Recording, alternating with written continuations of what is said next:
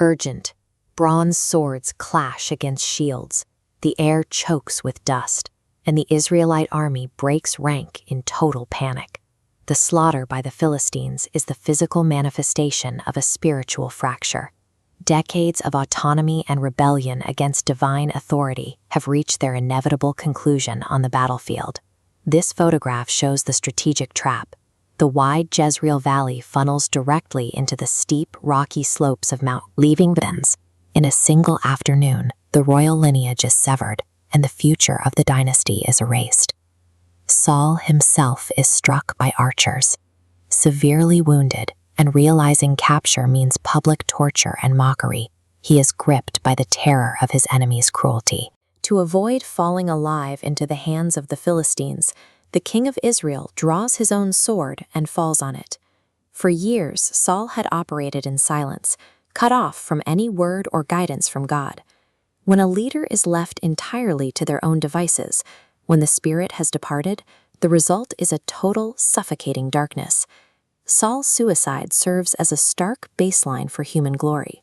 Without divine support, the highest earthly power eventually returns to the dust of the mountain. The next morning, Philistine scavengers find the royal remains.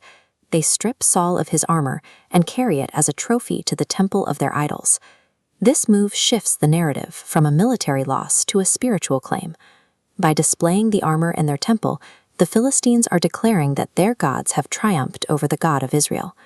The humiliation culminates at the city of Bethshan. There, the Philistines take the headless body of the king and nail it to the exterior city walls for the world to see. These stone walls illustrate the sheer inaccessibility of these ancient strongholds.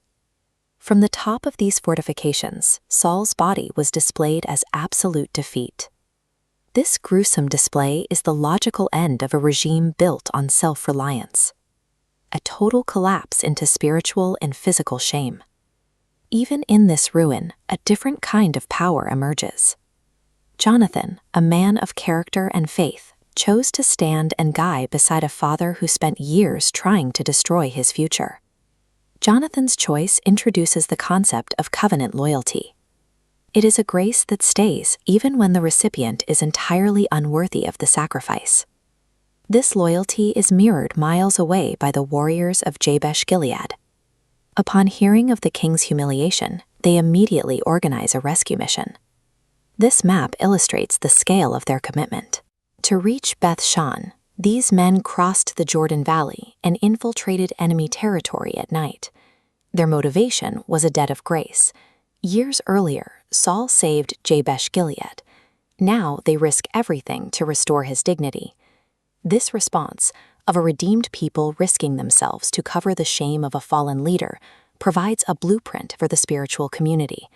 It is a portrait of the church moving toward the broken to offer protection and restoration. Even at the height of divine judgment, God permits these sparks of loyalty to prove that grace survives the collapse of human strength. The historical tragedy at Gilboa serves as a shadow of a greater reality. To see the full picture, we have to look from the failure of one mountain to the victory of another. Saul fell on his sword to escape judgment and preserve his own pride. On Calvary, Jesus Christ stood in the center of judgment, specifically to exhaust it.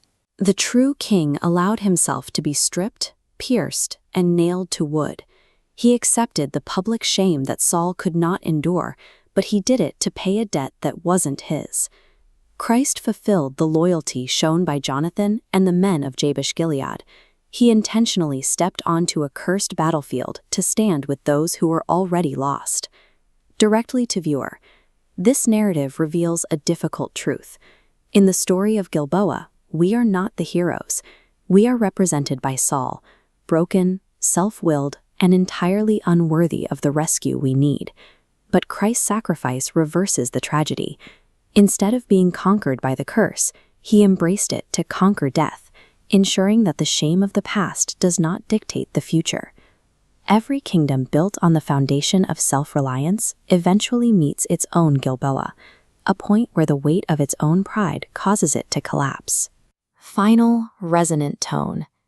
Security is found only by abandoning our own bankrupt attempts at power. and surrendering to the sovereign King who laid down his life to win the victory for us.